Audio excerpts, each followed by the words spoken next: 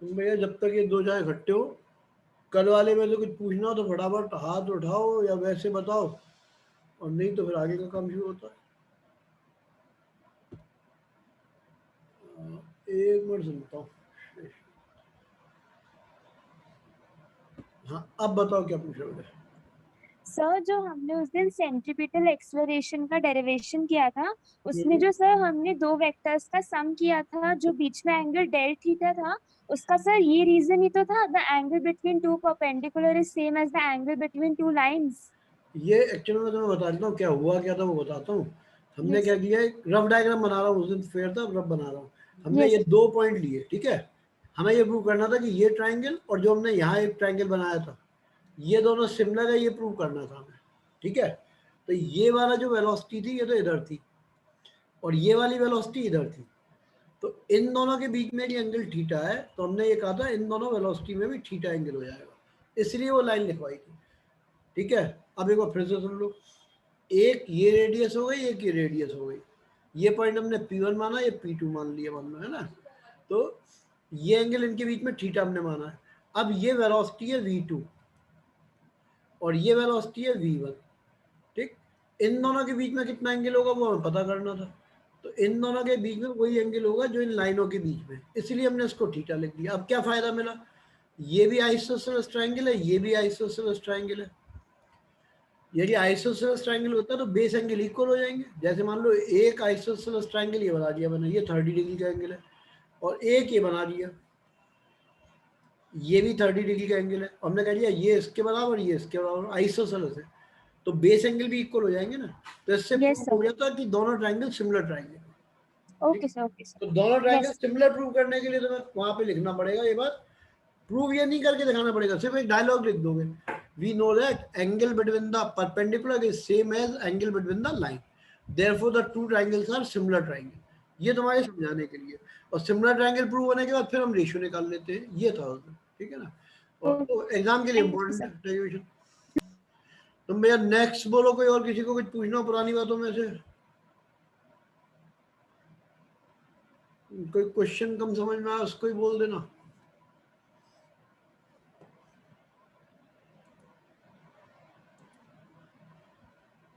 Hmm,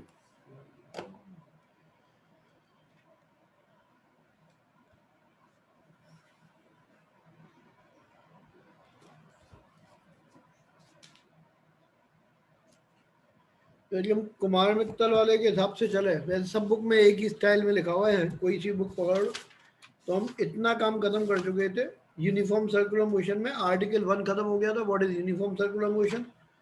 then relation between linear velocity and angular velocity हम find कर चुके थे, ठीक है। फिर उसके बाद सेंटीपिटल एक्सेलरेशन का derivation, centripetal force and examples of centripetal force, यहां तक की बात खत्म हो गई थी। अब नेक्स्ट है example of producing centripetal force in daily life. तो एक तो साइक्लिस्ट वाला मोस्ट इंपॉर्टेंट होता है, वो समझना, तो ये 2 बार में समझ में आएगा। पहले एक रफ बार समझाता हूँ, फिर फेयर बार, ठीक है। करना क्या है या समझना क्या है वो सुनो। जैसे मान लो कोई एक साइक्लिस्ट है, अब डायग्राम तो भाई नहीं बन पाएगा हमसे, ठीक है ना। ये साइकिल वाला है कोई, और ये 90 डिग्री पे चल रहा है, ठीक, 90 डिग्री पे स्ट्रेट। तो यदि मान लो इसको टर्न करना है, घूमना है, ये एक्सपीरियंस तुम खूब करते हो। जैसे मान लो तुम्हें स्कूटर या मोटरसाइकिल पे जा रहे हो और अचानक कोई टर्न आ जाता है, तुम्हें घूमना है राइट साइड पे लेफ्ट साइड पे, तो हमेशा तुम्हारा स्कूटर या साइकिल थोड़ी सी झुक जाती है, सड़क के परपेंडिकुलर नहीं रह पाती है ना, तो थोड़ा सा झुक जाते हैं। क्यों झुकते हैं, जिससे कि हमें नेसेसरी सेंट्रीपिटल फोर्स प्रोवाइड हो जाए। वो कैसे प्रोवाइड होता है, कितने एंगल पे हमें झुकना होगा जिससे कि हम सेफ्टी के साथ रोड को टर्न कर पाए, और हम टर्निंग पे गिरे नहीं, कब गिर जाएंगे वो सब हमें कंडीशन मालूम करनी है। तो इसके लिए हमें ध्यान नहीं रहता, तो डायग्राम इसका स्कैन करके हो जाता। चलो पहले केस में, एक केस में बनाया हुआ है, यदि बुक होगी तो उसमें भी डायग्राम दिखाई दे जाएगा, तो मैं रफ डायग्राम तो बना ही रहा हूँ। ये साइकिल और आदमी दोनों को मान लिया मैंने,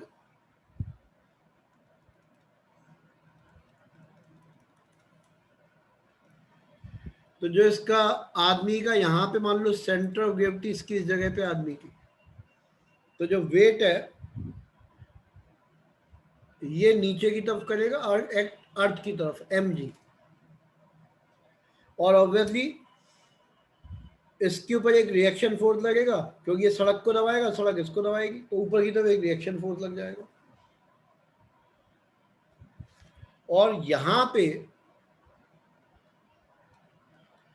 एक फोर्स हमने एफ मान ली, ठीक है, जिसके बारे में ना मालूम करना है।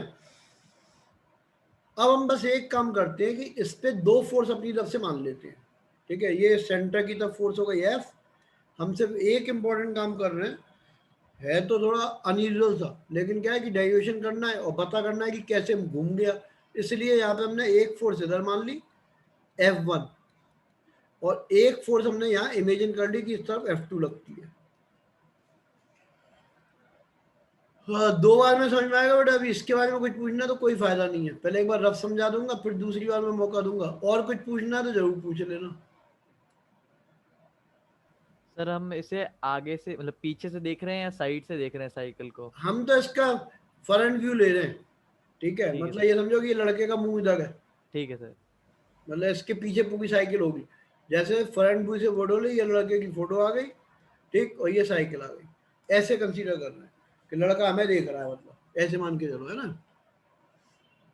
इस तरह का क्वेश्चन तो पूछ सकते थे, कोई बात नहीं। तो ये फ्रंट व्यू है इसका, कोशिश करूंगा कल कोई डायग्राम मिल गया तो दिखा दूंगा, तो क्योंकि डायग्राम बनाने में सारा टाइम खर्च हो जाएगा तो कोई फायदा नहीं है। तो ये सेंटर की तरफ फोर्स है F, ठीक है।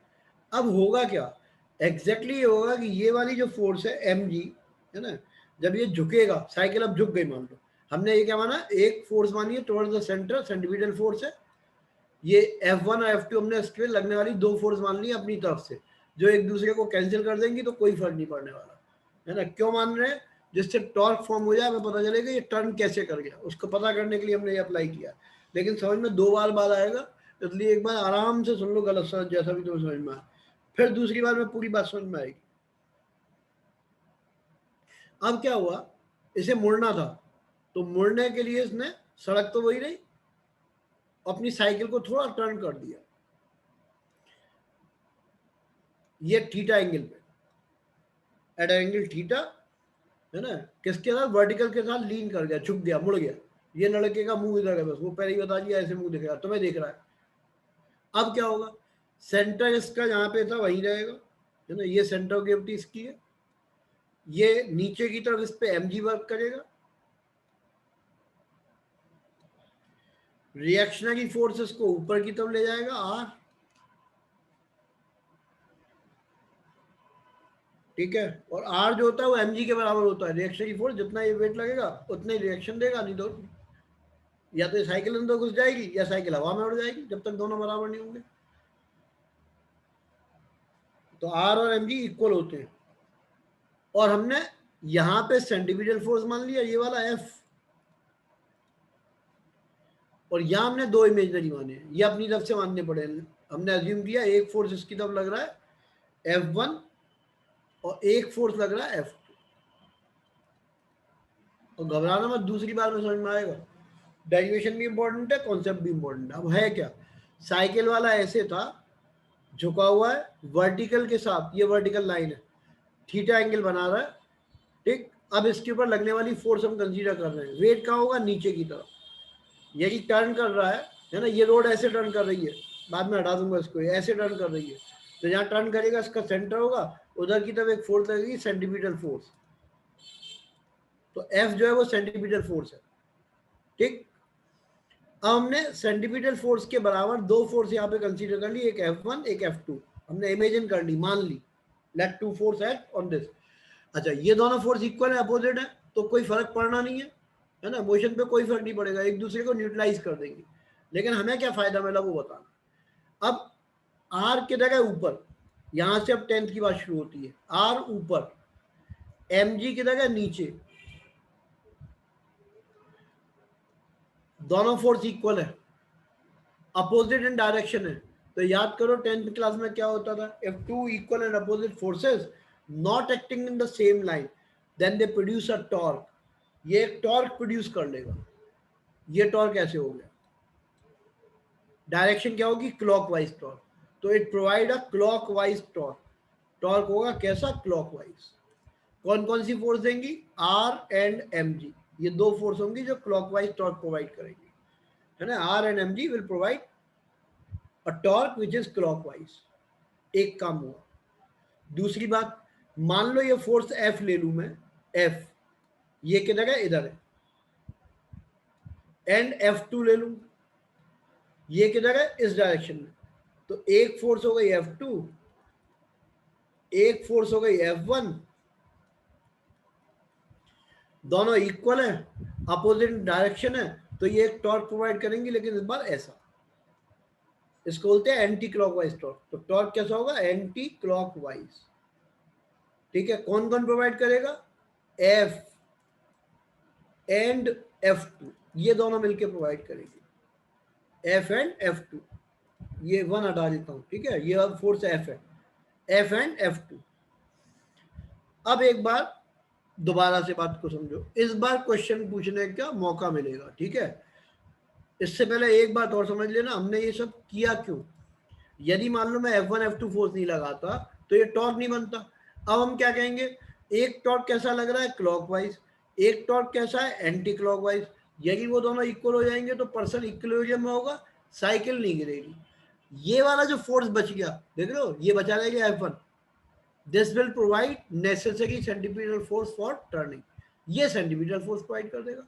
और साइकिल गिरने से कब बचेगी, जब दोनों टॉर्क आपस में इक्वल हो जाएंगे। तो अब एक बार मैं दोबारा समझाता हूँ, इसके बाद आर्यन भैया हाथ उठा लेना जब मैं एक बार समझा दूँ, ठीक है ना, या हाथ उठाए रखो, पहले मैं समझा दूँ, फिर मुझे मालूम है भाई इनमें सब में मालूम होता है कहाँ का दिक्कत आएगी, वो बहुत अच्छी तरह मालूम है, इसलिए अगली बार हाथ उठा लेना तुरंत, या पहले उठा लो तो तुम्हारा क्वेश्चन भी कवर हो जाएगा। बोल दो क्या कह रहे हो। सर 10th में टॉर्क नहीं था सीबीएसई में। अच्छा 10th में टॉर्क नहीं था, ये अच्छी बात बता दी यार तुमने, क्योंकि नहीं तो फिर थोड़ा धोखा हो जाता। मैं तो इसलिए हर एक बच्चे को कहता हूँ भाई आईसीएसई 9-10 पढ़ ही डालो।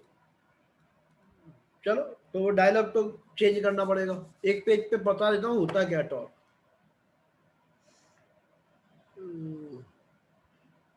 और इसीलिए 10th तक तो बढ़िया रहता है आईसीएसई बोर्ड का सिलेबस करना। इस बार बहुत बच्चे हैं 9th के बैच में, जिन लोगों ने डीपीएस वाले हैं, जिन लोगों ने बैच ज्वाइन किया हुआ है ना, उसका कारण है कि बात धीरे धीरे समझ में आ रही है कि सीबीएसई में कुछ बचा ही नहीं है ज़्यादा, सब चीज़ें छूट जाती हैं। अभी इस पे आ जाओ, टॉर्क क्या होता है लिख लो। पहले तो टॉर्क होता क्या है, नहीं तो वो भी डेरिवेशन नहीं आएगा, तो अच्छा किया बता दिया तुमने। जैसे मान लो ये एक फोर्स है, टर्निंग फोर्स, टर्न करती है। जैसे मान लो अपने घर का दरवाजा तुम्हें खोलना है, तो एक फोर्स अप्लाई करते हो, हिंज लगी होती है उसके अबाउट, जैसे ये दरवाजा है, यहाँ पे हिंज लगी हुई है, ये वर्टिकल व्यू है, ऊपर से व्यू है ना, या कोई डंडा है, ये इसके अबाउट घूम सकता है, तो ये तो रोटेशन पॉइंट हो गया। यहाँ पे मान लो 90 डिग्री पे ही है ये, इसको बोलते हैं डिस्टेंस, और ये फोर्स है। तो जो टॉर्क होता है वो टर्निंग इफेक्ट होता है, एंड इक्वल्स टू होता है फोर्स इनटू परपेंडिकुलर डिस्टेंस। ठीक है, torque is force into perpendicular distance होता है। जैसे फॉर एग्जांपल मान लो ये फोर्स अप्लाई है और पॉइंट यहाँ पे रखा हुआ है इस जगह पे ओ, भैया इस टॉर्क की बाद में भी जरूरत पड़ेगी, एक चैप्टर में आएगा ये, तो इसलिए सीख लेना जो 9th 10th में नहीं आता था ढंग से। तो अब परपेंडिकुलर कैसे डालेंगे, यहाँ तो डलेगा नहीं, तो फोर्स को पीछे की तरफ बढ़ा देंगे, यहां से एक परपेंडिकुलर ड्रॉप कर देंगे, ये परपेंडिकुलर हो गया 90 पे, इसको बोलते हैं डी, परपेंडिकुलर डिस्टेंस। तो टॉर्क हो जाएगा एफ इंटू डी।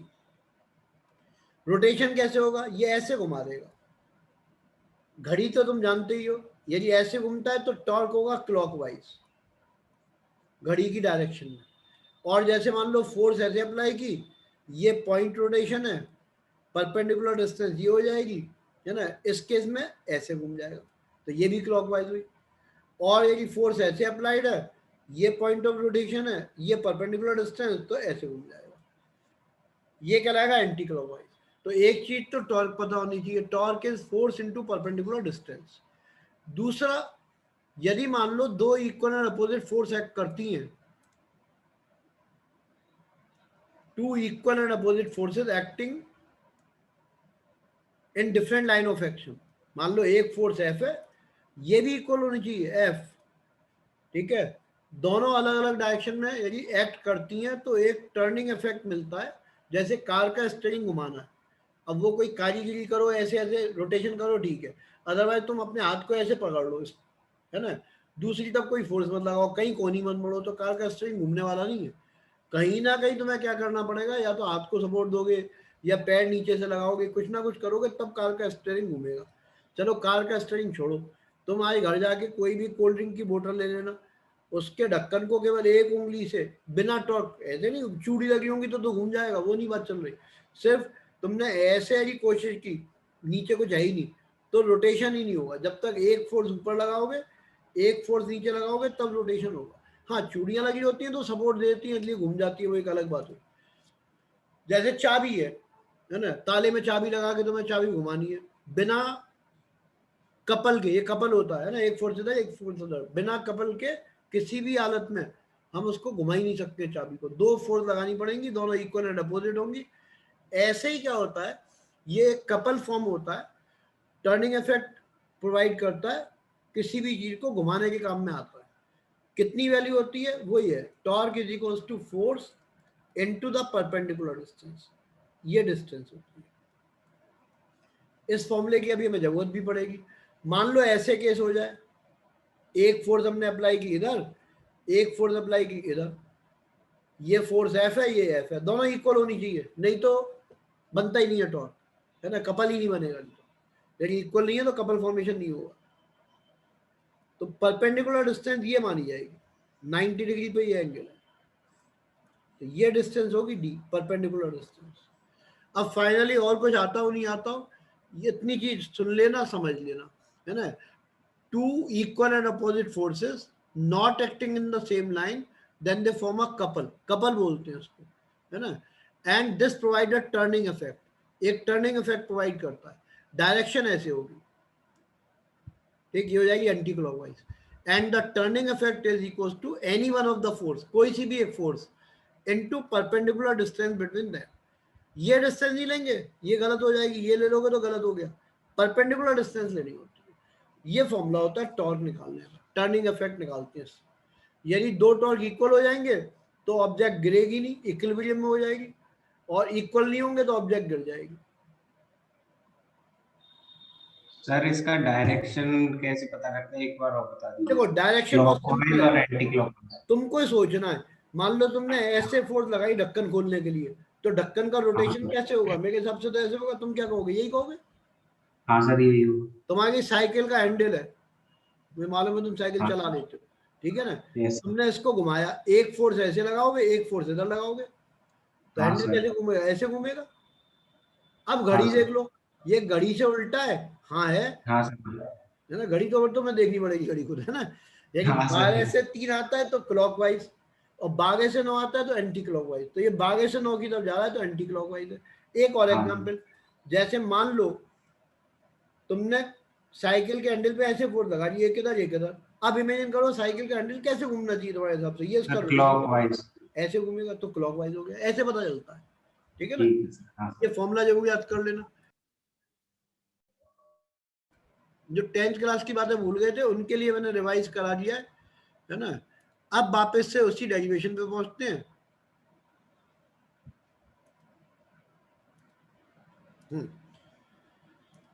डेरिवेशन में पूछने की बात अलग है, अभी पूछोगे, ये तो बच्चे ने अचानक ये पूछ लिया टॉर्क होता ही क्या है, इसलिए साइड वाइज बता दिया।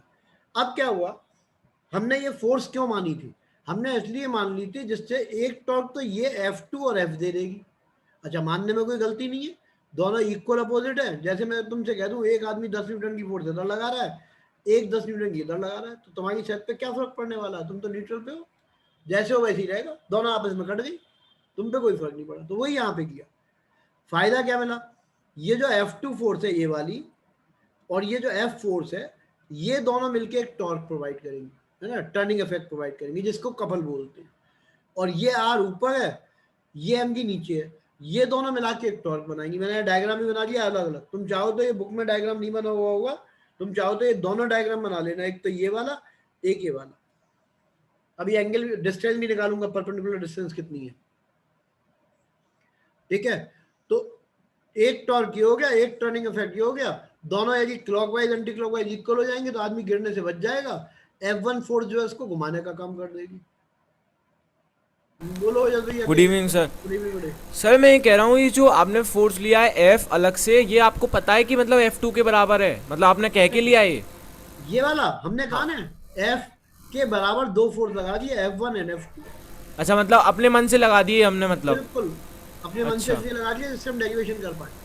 यस सर, तो फिर अच्छे हैं। यस सर, वही पूछ रहा था। थैंक ये यू सर। बराबर नहीं होता तो अपने मन से नहीं लगा सकता था। यस सर, यस सर, तो मैंने यस क्या सर, किया, F के बराबर एक फोर्स है तो क्यों लगाया, क्योंकि डेरिवेशन करना है यस सर, यस सर, ना, इसलिए। नहीं तो डेरिवेशन होगा नहीं। और Yes, sir. लगाने से फर्क क्यों नहीं पड़ा, क्योंकि दोनों इक्वल न्यूट्रल कर देंगे। यस सर, फिर एक और बात, ये F1 किस काम का, F1 इसको घुमाएगा, कहाँ Yes, sir. घुमाएगा, सेंटर की तरफ, नहीं तो घूमेगा कैसे। यस सर, वो एफ का काम कर देगा F1 हाँ, वो। ये F का यस काम कर सर, देगा, ऐसे यस मान सर, लो। ये मान लो कि इस वाले F को हमने यहाँ शिफ्ट कर दिया, ऐसे यस मान sir, yes sir, thank you sir. लो। हाँ ठीक। तो भैया दो बार में मैं पहले ही बोला तो समझा दूंगा। हर्ष भैया बोल दो क्या कह रहे हो तुम भी। सर अगर F2 की तरफ सर अगर हमको झुकना पड़ेगा तो सर मगर F1 और F4 तो ज्यादा हो जाएगा ना तब। नहीं, एक बार फिर से बोलो, F2 की तरफ, F2 और F1 तो बराबर है, दोनों कट गए। सर वो तो ठीक है सर, मगर हमको जो है F2 की तरफ झुकना पड़ेगा ना उसके लिए, मतलब कि हम क्यों झुकते हैं सर, तो झुकते हैं ना वो F2 की तरफ झुकेंगे ना। अभी हम झुके हुए हैं, थीटा एंगल पे झुके हुए हैं, जिधर यस हमें सर। मुड़ना है, जैसे ऐसे मुड़ना है तो हम झुक चुके और हम इस सर्किल पे घूम रहे हैं। घूमने के लिए एक फोर्स चाहिए, सेंटीपीटल फोर्स, वो ये F हो गई, ठीक है। यस अब सर, इस यस फोर्स सर। के बराबर हमने एक यहाँ लगा दी, एक लगा दी, अपनी मर्जी से लगाई, क्यों लगाई, जिससे डेरिवेशन हो जाए। बस लिखना पड़ेगा ओके सर। एग्जाम में, ये नहीं कि मर्जी से लगाई तो लिखोगे तो, है ना। और क्यों लगाना है, जिससे दो टॉर्क बन जाए तो पर्सन इक्विलिब्रियम में हो जाएगा, F1 उसको घुमाने का काम कर देगी, ठीक है। फिर भी यस नहीं सर। आए तो अगली बार फिर पूछना, पहले एक बार समझा देता हूँ मैं पूरा। तुम में जो मुद्दे और मतलब की बातें हैं उन पे वापस आ जाते हैं। दो टॉर्क की वैल्यू कैसे निकलेगी वो मुद्दे की बात है, टर्निंग इफेक्ट कैसे निकलेंगे वो सिखाना है तुम्हें। तो इसको तो डायग्राम को छोटा कर दिया, अब टर्निंग इफेक्ट निकालने का तरीका समझ लो। लेकिन ये तभी समझ में आएंगे आज की करके, कल शुरू में 5-7 मिनट हमेशा बोलता हूँ, कुछ पूछना है तब फिर दोबारा पूछ लेना। अब ये पोजीशन आ गई, मान लो हम इसको लेके चले, ऐसे बना ले, ये साइकिल है ना, ये पूरी मैंने जमीन तक की बना दी और ये सड़क बना दी, ऐसे मान लो। ये एंगल मैंने लिया थीटा, तो ये तो मानोगे ये एंगल भी थीटा होगा। ये वाली फोर्स हमने कह दी आर है, तो ये फोर्स mg है, ठीक है। एक इधर एक इधर, इनके बीच की परपेंडिकुलर डिस्टेंस ये होगी। यदि कोई डाउट हो तो यही पूछ लेना, ये डिस्टेंस होगी परपेंडिकुलर इनके बीच में, ठीक है। ये नहीं होती, ये तो टेढ़ी है भाई, एक लाइन ये एक लाइन ये। अब इस उम्र में यार परपेंडिकुलर तो समझ जाओगे, ये दो लाइन है, इन दोनों लाइन का परपेंडिकुलर क्या होगा, ये होगा, चाहे ये ले लो चाहे कोई सा भी ले लो।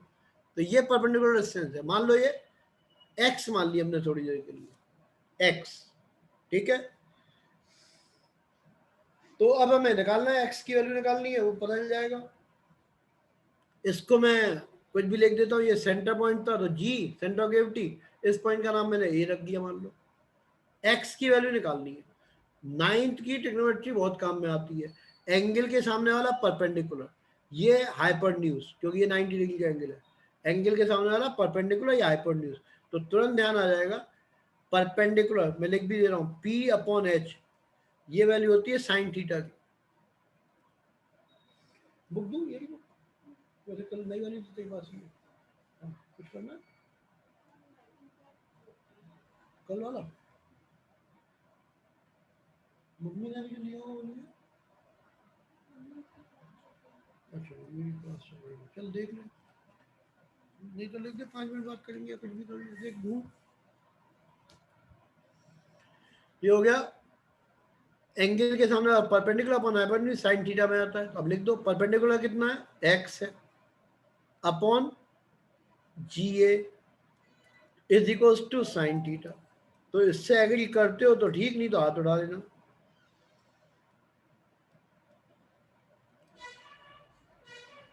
ये हो गई perpendicular distance between the force R and M G, ठीक है, आर एंड एम जी, यानी कि torque clockwise is equal to होगा any one of the force, कोई सी भी एक फोर्स ले लो तुम्हारी मर्जी, है ना, चाहे तो आर लिख दो चाहे एम जी लिख दो, कोई फर्क नहीं, तो हमने लिख दिया एम जी, क्योंकि आर किसके बराबर है, एम जी के बराबर, इनटू परपेंडिकुलर डिस्टेंस वो कितनी है, जी ए साइन थीटा,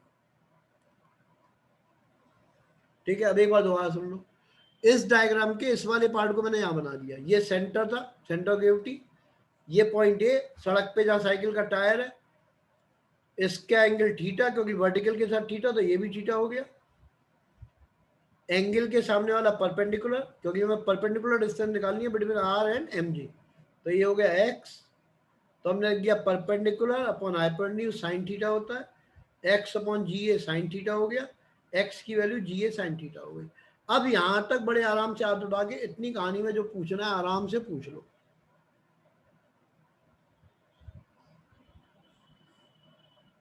कोई नहीं तो ठीक है। टॉर्क क्लॉकवाइज, क्योंकि ये कैसे घूमेगा अभी बताता हूँ एक मिनट, ना ये ऐसे घूमेगा तो ये क्लॉकवाइज हो गया, टॉर्क क्लॉकवाइज की वैल्यू फोर्स, फोर्स हमने एम जी ली है इनटू परपेंडिकुलर डिस्टेंस। हाँ बोल दो बेटे। सर वो जो आपने ये नीचे लिखा है sir M G into T sine theta, ये वाला सर ये बता दीजिए। हाँ सर। देखो टॉर्क का फॉर्मूला तो तुम जानते हो, टॉर्क होता है any one of the force, कोई सी भी एक फोर्स इनटू परपेंडिकुलर डिस्टेंस, ये तो जानते हो। Yes sir. हमने फोर्स ली, किस किस का टॉर्क था, आर एंड एम जी का, ये दोनों आपस में इक्वल है, तो मैंने फोर्स कितनी ले ली, एम जी ले ली, ये फोर्स हो गई, ठीक है। परपेंडिकुलर डिस्टेंस ये एक्स है, एक्स मैंने पूरी निकाल के वर्किंग दिखाई है, some people have curly brown hair, तो sine theta perpendicular one hypotenuse, perpendicular X hypotenuse A से जी तक, तो ये आ गया जी ए साइन थीटा। ये जी ए एक चीज है ना, एक वैल्यू है, ये जी ए अलग अलग नहीं है, मतलब ऐसा मत समझना कि ये ग्रेविटेशनल यूनिवर्सल ग्रेविटेशनल कांस्टेंट मान लो, ये एम्पियर मान लो, वो नहीं, ए जी का मतलब ये वाली लेंथ, ये लेंथ है। यस अब बोलो क्या कह रहे हो। यही सर, मतलब हाँ समझ में आ गया सर। तो भैया ये देख लेना, पहली झलक में देखो तो ऐसा मत समझ लेना जी तो ग्रेविटेशन यूनिवर्सल ग्रेविटेशन कांस्टेंट मान लो, इसको एम्पियर मान लो, तो सब गड़बड़ हो जाएगी। ए जी यहां से यहां तक की लेंथ है ना, तो ये टॉर्क आ गया जो क्लॉकवाइज डायरेक्शन में है।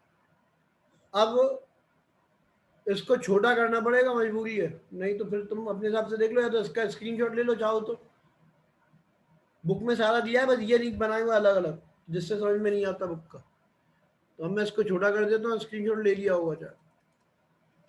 अब दूसरे वाले को बात करते हैं, ये एक टॉर्क निकाल दिया हमने, अब दूसरा टॉर्क निकालेंगे, ठीक है। अभी हमने कौन कौन सी फोर्स ली थी, दो फोर्स ली, आर एंड एम जी का, मान लिख भी देना torque due to R and M G. अब हम ले रहे हैं torque due to F2 and F, और ये जानना को F2 एंड F किसके बराबर है, हमने एक डेरिवेशन किया था सेंट्रीपिटल फोर्स का, वो होता है mv² अपॉन r, इसके बराबर है। m क्या है, आदमी का मास, v स्पीड जिससे वो मुड़ रहा है, r रेडियस है, तो mv² अपॉन r इसलिए है। अब हम ले रहे हैं टॉर्क, देखो मैं डायग्राम बनाता हूँ, हमने F2 तो ऐसे लिया था, ये F2 था, ये साइकिल वाला, ये सड़क का पॉइंट ए, ये उसका सेंटर ऑफ ग्रेविटी का पॉइंट जी, ठीक है, और यहां एक फोर्स था F, तो परपेंडिकुलर डिस्टेंस निकालनी है इन दोनों के बीच में, तो ऑब्वियसली मैंने यहां से एक परपेंडिकुलर ड्रॉप कर दिया, ये 90 डिग्री हो गया, ये एंगल थीटा होगा, क्यों थीटा होगा ये पहले भी समझाया था, वर्टिकल के साथ साइकिल वाले का एंगल थीटा, तो ये भी थीटा आ गया। अब हमें निकालना क्या है, ये निकालना है y, क्योंकि एक फोर्स ये है, ये ध्यान से देख लेना, एक फोर्स ये है, फिर बाद में मैं हटा दूंगा, एक फोर्स ये है, इन दोनों के बीच की परपेंडिकुलर डिस्टेंस ये होगी, तो इसको हमने y माना है।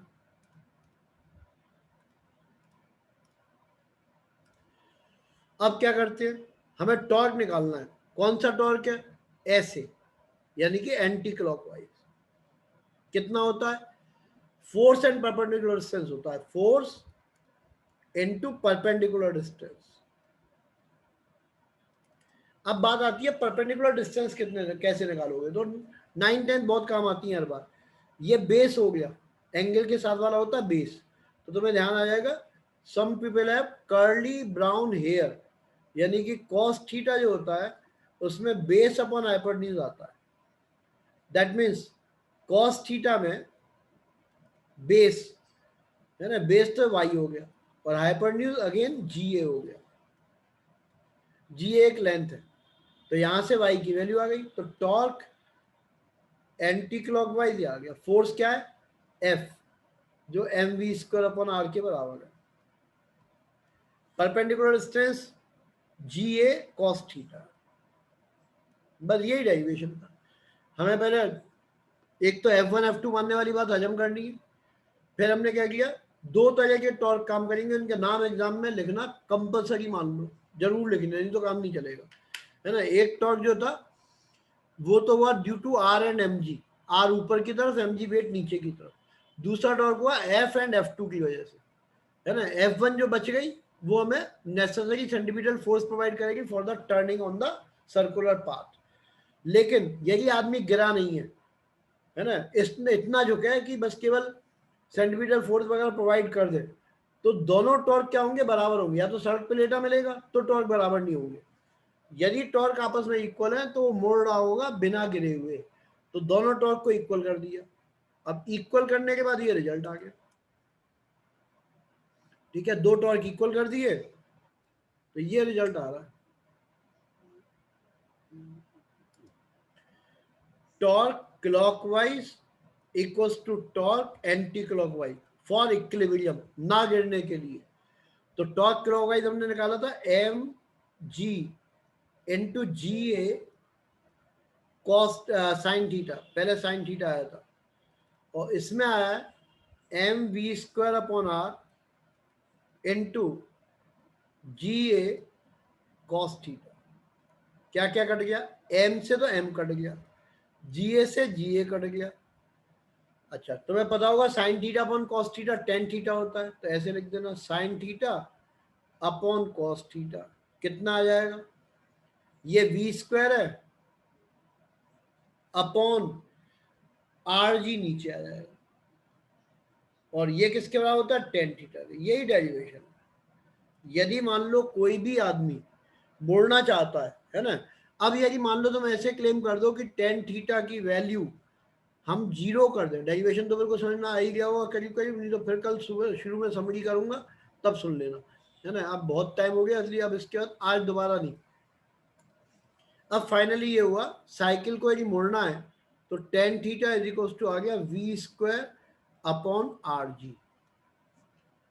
यदि मान लो आदमी जिद्दी है, कहता है बिना मुड़े मुड़ के दिखाऊंगा, है ना, सेंटीमीटर फोर्स चाहिए, ये सब पता चल गया हमें।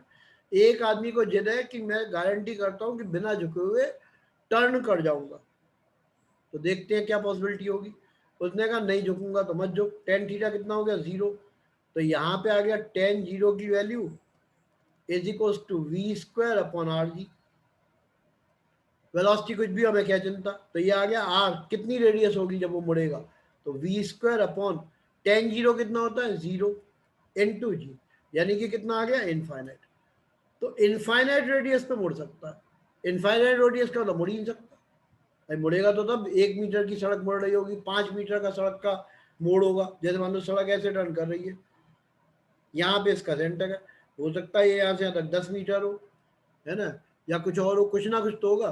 तो ये पॉसिबल नहीं है कि बिना झुके आदमी स्कूटर वाला या साइकिल वाला किसी टर्न पे मुड़ जाए। क्यों पॉसिबल नहीं है, इफ मान लो लीन ही नहीं करता, झुकता नहीं है, then theta is 0, and if theta is 0 then tan 0 is 0 and radius is infinite। तो संभव नहीं है, चाहे भले ही 1 डिग्री झुके, थोड़ा झुके। लेकिन अब कार वगैरह के केस में क्या होगा भाई, कार तो झुक नहीं सकती है, ये दौड़ना करोगे कि कार को हैंडल से तब से पकड़ के उठाओगे कि भाई झुक झुक, वो कैसे पॉसिबल है। तो कार वगैरह के केस में भी हमें करना पड़ता है, बिना वो भी जरूरी है, सेंटीमीटर फोर्स उन्हें भी नहीं मिलेगा। तो कभी तुम सड़क पे ध्यान देना, और मौका लग जाए तो आज ही घर के बाहर घूमना शुरू कर देना, तो तुम देखोगे जितनी भी सड़कें तुम्हें मिलेंगी, है ना। अब लॉकडाउन में ये नहीं कह स्कूटर लेके निकल जाना, पैदल निकल लेना, सड़क के बाहर जो घर के बाहर सड़क बनी है उसको देख लेना, तो ये मान लो ऐसे सड़क दिखाई देगी हर एक सड़क बीच में से ऊपर उठी हुई होगी, चाहे भले 1 सेंटीमीटर उड़े चाहे 2 सेंटीमीटर, मतलब बीच में ज्यादा ऊंची होती है, इधर थोड़ा सा सलांट होता है, वेगी स्लाइडली। यदि सलांट नहीं होगा तो कार मुड़ने वाली नहीं है। थोड़ा बहुत एंगल तो चाहिए ही चाहिए टर्न होने के लिए, चाहे 1 डिग्री हो चाहे 0.5 डिग्री हो, क्योंकि ये ऐसा थ्योरी कहती है और थ्योरी कभी गलत नहीं बोलती है ना। अब कार तो झुकती नहीं है, तो कार नहीं झुकती इसलिए हम सड़क बनाते हैं। कभी नेशनल हाईवे पे चले जाना कहीं भी, यदि मान लो ऐसी सड़क है जिसमें बीच में डिवाइडर है, तो तुम देखोगे डिवाइडर के दोनों तरफ सड़क झुकी हुई मिलेगी, है ना, हमेशा झुकी हुई होती है। ऐसा नहीं होता कि स्ट्रेट सड़क बन जाए, है ना, वो बनेगी तो फिर कार ही नहीं मुड़ेगी। अरे भैया बोलो कौन सी सड़क देख के आए जो बिल्कुल सीधी थी? नहीं सर, मतलब सर अगर बिल्कुल परफेक्टली स्ट्रेट सड़क बना दे तो उसको कार बिल्कुल मुड़ेगी नहीं। भैया फिजिक्स तो यही कहती है, हाँ सर। और फिजिक्स ज्यादातर सही बोलती है, क्योंकि उनने फिजिक्स वाले ने बताया था सेब नीचे गिरता है तो आज भी नीचे ही गिरता है ना। सर लेकिन सर अभी हमने जैसे ये पढ़ा फॉर्मूला, इसमें मतलब सड़क से तो कोई लेना देना नहीं सर, साइकिल नहीं, सड़क वाला अभी आगे बताऊंगा, है ना। थीटा तो यही आएगा, डेरिवेशन भी यही होगा सड़क का भी, है ना। लेकिन थीटा कैसे मिलेगा? कार तो मुड़ेगी नहीं सर। कार नहीं मुड़ेगी तो हम क्या करेंगे? सड़क जब बनाएंगे, कभी तुम तो एक्सप्रेस वे खूब आते जाते रहते हो, किसी भी ये नेशनल हाईवे ये वाला देख लेना, यमुना एक्सप्रेस वे, तो तुम जब देखोगे तो बीच में जो डिवाइडर है, यहाँ से सड़क थोड़ी झुकी हुई मिलेगी तुम्हें हमेशा। हाँ सर, होती है। एक तरफ की उठी होती है, एक तरफ की झुकी होती है। इसके 2 एडवांटेज है, एक तो सड़क पे पानी नहीं बढ़ेगा, जो भी पानी आएगा नीचे चले जाएगा, समझे ना। सर मैं तो अब तक यही सोचता था कि ये पानी की वजह से, ताकि पानी चला जाए इसलिए बनाते हैं। नहीं, वो तो एक एडवांटेज है, बट सबसे ज्यादा जरूरी तो ये है कि कोई भी सड़क यदि बिल्कुल सीधी बना दी, है ना, बिना एंगल के, तो फिर संभव नहीं है कि गाड़ी मुड़े। तो कार का डेरिवेशन और बता देता हूँ इसी याद, है ना। तो दोनों में फॉर्मूला एक ही है दोनों के लिए। अच्छा, एक और चीज, यदि मान लो कोई सर्कस वाला बच्चा है ना, तुमने देखा होगा अक्सर जब स्कूल, अब तो कोचिंग सब बंद है, लेकिन यदि बच्चा कोचिंग आता था तो अपना वो रॉब जमाने के लिए, है ना, मतलब लड़कियां भी खूब रॉब जमाना चाहती हैं, तो वो स्कूटर को ऐसे घुमा के मुड़ा के तोड़ा के चलती है। तो हमारे घर के बाहर तो अक्सर ऐसा होता था कि ज्यादा मुड़ के टर्न कर रहा था, खड़ाक से नीचे जाता है, चारों खाने चित्त मिलता है ना। तो उसका रीजन क्या हुआ? यदि मान लो थीटा तुमने बहुत ज्यादा बढ़ा दिया, है ना, तो थीटा बढ़ाने के लिए क्या बढ़ जाएगा? वेलोसिटी बढ़ जाएगी, या तो वेलोसिटी बहुत आई होगी, है ना, या फिर तुम्हें थीटा बढ़ाना है, ये एंगल बड़ा करना चाहते हो, तो आर क्या होगा? छोटा टर्न होगा। तो टेन थीटा यदि बहुत ज्यादा हो जाएगा तो तुम्हारे गिरने के चांस बढ़ जाएंगे। जैसे मान लो वेलोसिटी तुमने बहुत हाई रखी, एक बार दोबारा समझाता हूं तो बात समझ पाओगे। देखो फॉर्मूला ये है, यदि तुम्हारी वेलोसिटी बहुत हाई हुई, तुम कार स्कूटर को बहुत तेज चला रहे हो, बहुत तेज, है ना, जब स्टंट वगैरह मारने होते तो यही करते, तो वेलोसिटी हाई हुई तो ये फैक्टर बड़ा हो जाएगा। ये फैक्टर किसके बराबर है? टेन थीटा के बराबर, यानी कि टेन थीटा भी बड़ा हो जाएगा। और मान लो तुम बड़े एंगल पे झुक गए तो तुम्हारी सेंटर ऑफ ग्रेविटी नीचे आ जाएगी, और हमेशा अनस्टेबल इक्विलिब्रियम में क्या होता है? सेंटर ऑफ ग्रेविटी सेटल होती है। तो जब जैसे मान लो तुम ऐसे थे तब तो ठीक था, अब तुमने और सर्कस की वेलोसिटी बढ़ाओगे तो एंगल भी बढ़ जाएगा, यानी कि ज्यादा एंगल पे झुकना पड़ेगा। तुम कभी करके देख लेना, यानी तुम नॉर्मल तरीके से साइकिल स्कूटर चला रहे हो तो थोड़े एंगल पे मुड़ने से काम चल जाएगा, लेकिन जब स्पीड बहुत ज्यादा होती है तो ज्यादा झुकना पड़ता है। क्यों झुकना पड़ता है? क्योंकि v स्क्वायर है इसके बराबर है, तो टेन थीटा बढ़ाना ही पड़ेगा, नहीं बढ़ाओगे तो गड़बड़ हो जाएगी, गिर पड़ोगे। तो यदि मान लो तुमने वेलोसिटी बढ़ा दी तो टेन थीटा झुकना भी ज्यादा पड़ेगा, और जब ज्यादा झुकते हैं तो सेंटर ऑफ ग्रेविटी लोअर हो जाती है, और लोअर होने पर खड़ाक जमीन पे गिरे मिलते हैं, तो इसलिए गिर जाते हैं कई बार। तो जब भैया बोलो क्या कह रहे हो? सर मैं ये कह रहा था, आपने बताया जैसे वेलोसिटी बहुत तेज कर दी, हाँ, तो जैसे मतलब तुम अपने स्कूटर को ले लो, तेज हाँ। स्कूटर चला रहे हो, हाँ तो स्कूटर तेज का मतलब क्या हुआ? वेलोसिटी बढ़ गई, जी, तो ये वैल्यू बड़ी आएगी ना। हाँ ये वैल्यू बिल्कुल। किसके बराबर है? Tan theta. टेन थीटा, हाँ तो थीटा बड़ा आएगा, हाँ सर, यानी कि मान लो स्पीड कम रख के 10 डिग्री पे झुक के चल जाते थे, हाँ 10 डिग्री झुकना सेफ था, तुमने हाँ। स्पीड इतनी बढ़ा दी कि तुम्हें 45 डिग्री पे झुकना पड़ गया। तो अब 45 डिग्री पे झुकते हो तो रिस्क हो गई ना, तुम्हारी सेंटर ऑफ ग्रेविटी नीचे आएगी तो ये पहिया ऊपर चले जाएगा, सेंटर ऑफ ग्रेविटी नीचे आ जाएगी। तो सर एक बात सर पूछनी थी, सर आपने वो देखा होगा सर, बाइकर जो होते हैं प्रोफेशनल, जो बहुत तेज चलाते हैं सर, वो तो एकदम जमीन पे पहुंच जाते हैं, वो क्यों नहीं गिरते? भैया 2-3 खास बातें तुमने देखी हो। एक तो उनकी बाइक बहुत महंगी होती है, हाँ सर होती है। महंगी से हमें कोई लेना देना नहीं। Yes sir. उनकी बाइक बहुत पिद्दी सी होती है, सर मतलब तो ना हाइट में कम होती है, यस सर। तो उनकी सेंटर ऑफ ग्रेविटी पहले ही लोअर होती है। अच्छा यस सर। देखो हाँ जितनी भी हाँ रेसिंग कार होंगी छोटी हाइट की होंगी, yes sir. Centre of gravity lower हो जाती है, हाँ ठीक यस है? सर। और सेंटर ऑफ ग्रेविटी ये 9th में था, इन लोगों ने हटा के बेवकूफ़ी की, बड़ा अच्छा लगता था बच्चों को पढ़ाने में, है ना। उसमें ये क्वेश्चन होता था, जैसे मान लो एक गाड़ी है और इस गाड़ी में भूसा भर दिया ऊपर, है ना, तुमने देखा होगा सड़क पे बहुत सारी Yes, sir, भूसे वाली yes, sir. गाड़ी आती है, यस इनके गिरने के चांस बहुत ज़्यादा होते हैं। क्यों? Yes sir. क्योंकि इनकी सेंटर ऑफ ग्रेविटी यहाँ पे है। और मान लो कोई गाड़ी ऐसे है, इसीलिए लोडिंग का सिस्टम है कि भाई लोड फिक्स होना चाहिए, केवल यहाँ तक बढ़ी होगी, तो इसकी सेंटर ऑफ ग्रेविटी यहाँ पे होगी, तो इसके पलटने के चांस नहीं है, इसके पलटने के चांस बहुत हाई है। तो सर मतलब जितनी नीचे सेंटर ऑफ लोअर। ग्रेविटी जितनी लोअर होती है उतनी स्टेबल इक्विलिब्रियम। हाँ यस सर वही जितनी ठीक है। सेंट यस सर। हाँ, तो तुमने वो जो बाइकर्स देखे हैं उन सबकी गाड़ियाँ बड़ी छोटी छोटी सी होती हैं, Yes, और sir. तुम ध्यान से देखोगे उनके जो पैर में होते हैं बड़े बड़े लोहे के से ग्लव्स पहने होते हैं, यस सर यस चिंगारियाँ सर होता निकलती है। हैं, यस सर यस सर। तो वो जब एंगल बड़ा कर देते हैं घुमाने का, तो उनके पैर टकरा जाते हैं जमीन से, लेकिन yes sir yes centre of gravity lower होने की वजह से गिरते नहीं है। सर यस सर ठीक समझ। है, हम इस काम को नहीं करेंगे, नहीं तो हम तो गिर पड़ते हैं। हमारा Yes. आज तक अगर तुमने बच्चों को गिरते हुए देखा होगा, यस यही कारण होता है। तो ये तो, और किसी को कुछ पूछना हो भाई? हर्ष भैया बोलो, क्या कह रहे हो? सर मतलब हम तभी गिरते होंगे ना सर, मतलब कि जैसे कि वेलोसिटी इतनी हाँ, ज्यादा नहीं है और वेलोसिटी सर यदि एंगल हायर ज्यादा होगी झुका दिया। तभी गिरने के चांस है, क्योंकि वेलोसिटी हायर रखने पे हमें ज्यादा झुकना पड़ता है, और सर जब मतलब ज्यादा झुकते हैं तो हमारी सेंटर ऑफ ग्रेविटी जो है नीचे आ जाती है, अनस्टेबल इक्विलिब्रियम होता है, इसलिए हम गिर पड़ते हैं।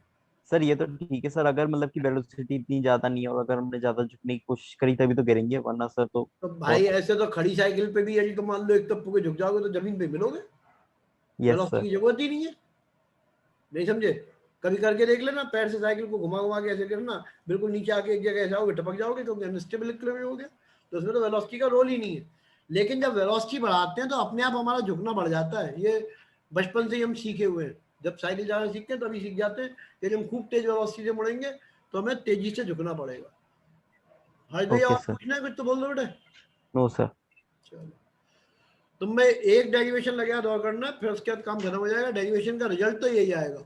लेकिन जैसे कार है, अभी बात चल रही थी एक बच्चे से, तो उसको भी यही लगता था कि पानी आराम से बह जाए, ज्यादातर यही लगता है पानी आराम से बह जाए, इसलिए रोड को एक तरफ झुका देते हैं, but to provide the necessary centripetal force, इसलिए रोड को झुकाते हैं। अब मान लो हम एक ऐसा व्यू ले रहे हैं, तुम जरा देख लेना ध्यान से, जितना समझ में आया ठीक है, डेरिवेशन वही है सेम। ये तो हॉरिजॉन्टल है, हॉरिजॉन्टल समझ गए होगे, है ना। रोड ऐसे बनाते परफेक्ट तो मुड़ती नहीं, हमने क्या किया, रोड को ऐसा थोड़ा टर्न कर दिया ऑन एन स्मॉल एंगल, बनाते वक्त ही हमने ध्यान रखा थोड़ा बढ़ गया, है ना। और ये एंगल बहुत छोटा होता है, बड़ा नहीं होता। यदि मान लो हम 0.5 का भी एंगल प्रोवाइड कर दें तो भी कार मुड़ जाएगी, बस देना एंगल जरूरी है, बिना एंगल के नहीं मुड़ सकती। तो ये एंगल मान लो थीटा है, और ये कार है, मतलब कार का एक पहिया ये मान लो, और स्पोर्ट्स कार टाइप का मान लो ये, मतलब ये उसकी 2 पहिए दिखाई देंगे, तो मैं ऐसे मान लेना कार आगे पीछे घुसी हुई होगी, ये 2 पहिए दिख रहे हैं, 4 में से 2 पहिए देख रहे, जैसे कार के पीछे खड़े होकर देख रहे हो या कार के फ्रंट साइड पे खड़े होकर देख रहे हो, वो व्यू है। अब होगा क्या, इसका जो वेट होगा कार का, वो तो नीचे वर्क करेगा, mg, ये हो गया mg, ठीक है, ये वेट हो गया mg नीचे की तरफ। रिएक्शन फोर्स हमेशा नॉर्मल होता है सरफेस के, चाहो तो लिख लो, reaction force is always normal to the surface, normal to the surface. तो रिएक्शन फोर्स जो लगेगा वो इस तरह लगेगा, ऐसे। भाई जैसे मान लो तुम चेयर पे बैठे हो, तो चेयर ठीक नॉर्मल डायरेक्शन में फोर्स लगाएगी तुम्हारे पर, वो टेढ़े मेढ़े नहीं लगाएगी, ये रिएक्शन फोर्स हो गया। आप रिएक्शन फोर्स हमेशा सरफेस के परपेंडिकुलर होता है, ये आर हो गया। अच्छा, अब ये लाइन जो है वर्टिकल लाइन है, ये वर्टिकल लाइन है, तो ये एंगल हो गया इसका थीटा। ये डायलॉग बोल के छोड़ दूंगा, आज डेरिवेशन नहीं कराऊंगा भैया, तुम खुद करना। अब डायलॉग क्या है, angle between the two lines and angle between their perpendicular is equal. ये वाली लाइन है ना, ये इस लाइन के परपेंडिकुलर ये है, इस लाइन के परपेंडिकुलर ये है, तो ये एंगल भी थीटा हो जाएगा। और यदि कंपोनेंट नहीं जानते तो अब आज जान जाओ, कोई फर्क नहीं। जो एंगल की तरफ होता है ये आर कॉस थीटा होता है। जिन लोगों ने बाद में ज्वाइन किया वो अब ऐसे ही याद कर लो। अभी होता क्या है वो कई बार मैं बता चुका हूँ। जैसे मान लो ये फोर्स है एफ, तो इधर की तरफ जो कंपोनेंट होगा एंगल के साथ, ये तो कहलाता है F cos theta, derivation from 9th class. और इसके परपेंडिकुलर जो होता है एंगल के परपेंडिकुलर दूसरी तरफ, ये एफ साइन थीटा होता है। ये याद कर लेना, कोई दिक्कत नहीं। तो इसका एक कंपोनेंट इधर हो गया, दूसरा इधर हो गया, ये वाला इस डायरेक्शन में, और ये हो जाएगा आर कॉस थीटा, ये हो जाएगा आर साइन थीटा। बस काम खत्म हो गया, यही डेरिवेशन था। अब होगा क्या, जो आर कॉस थीटा है ये तो mg के बराबर होगा। कार हवा में तोड़ नहीं रही है, सड़क पे चिपकी हुई है, तो जितना फोर्स ये होगा उतना फोर्स ये होगा। तो एक तो डेरिवेशन ये हो गया, या एक रिलेशन ये आ गया, F cos theta is equal to mg। दूसरा ये जो आर साइन थीटा है, it will provide the necessary centripetal force. इसका लिए हो गया R sine theta is equal to M V square upon R. ठीक है, एक बार फिर सुन लो, आर कॉस थीटा ऊपर की तरफ है, कार हवा में उड़ नहीं रही है, उड़ने वाली कार नहीं है, यानी कि mg से बैलेंस हो जाएगी, ये ऊपर ये नीचे। एक काम तो ये कर दिया हमने। दूसरा आर साइन थीटा सेंटर की तरफ है, जिधर कार घूम रही है, घूमने के लिए सेंटीपिटल फोर्स चाहिए होता है। So R sine theta will provide necessary centripetal force, जो होगा M V square upon R. इन दोनों को मैं डिवाइड कर दे रहा हूं, तो ये आ गया R sine theta upon R cos theta equals to, R sine theta की वैल्यू क्या थी, M V square upon R into R cos theta की वैल्यू कितनी थी, mg। m से m कट गया, तो यही रिलेशन आ गया, tan theta is equals to V square upon R G. तो वो जो बात साइकिल के लिए चल रही थी वो इसके लिए भी चलेगी। भाई सड़क पे जितना एंगल रोटेशन का है उतना है, तुम स्पीड बढ़ा दोगे तो क्या होगा, तुम्हारी कार स्लिप कर जाएगी, है ना। वो कितने पे स्लिप करेगी वो सब बातें कल होंगी, है ना। कौन सा पहिया पहले उठेगा जब गिरेंगे, तो शायद कार पहिया कौन सा उठेगा वो भी बताऊंगा, लेकिन वो कल हो पाएंगी बातें। ठीक है ना, ये दो डेरिवेशन करके बैठना। अभी बैच खत्म नहीं हुआ, जिनके काम आज का खत्म हो गया। अब जिसको प्रॉब्लम है इन दोनों डेरिवेशन में वो रुके रहो, पूछ के जाओ। बोलो बेटा क्या कह रहे हो।